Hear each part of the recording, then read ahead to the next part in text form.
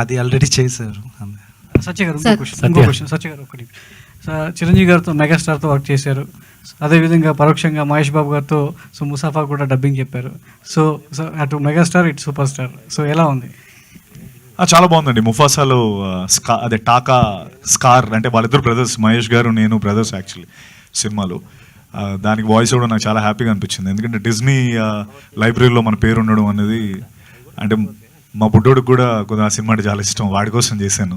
అది మహేష్ గారు చెప్పడం, దానికి నేను దాని ఆపోజిట్ క్యారెక్టర్ చేయడం, I think it's a great experience. And of course ఆయన ద వే హీ టాక్స్ మనందరికీ తెలిసిందే, అంటే ఎంతో మంచి ఆ సెటారికల్గా ఆ డైలాగ్స్, వన్ లైనర్స్ చాలా బాగుంటాయి సినిమాలో. Thank you.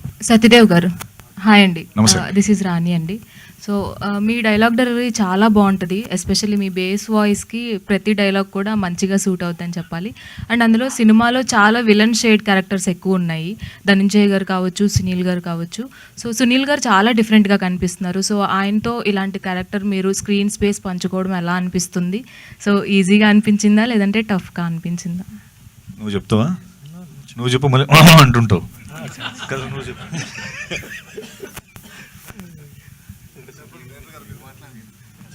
ఇది combination scenes are very less అండి వీళ్ళకి.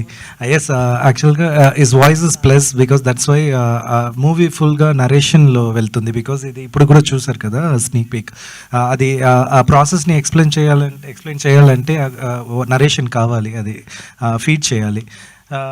దాటి first time usually he will say always I'm soldering the entire movie ప్రతి మూవీకి, బట్ ఈ మూవీలో I'm just I'm sharing the space with other actors అన్నదే నాకు కొత్త experience. It's very good, I'm feeling good అనేది ఫీల్ అవుతున్నారు. So every one did good also.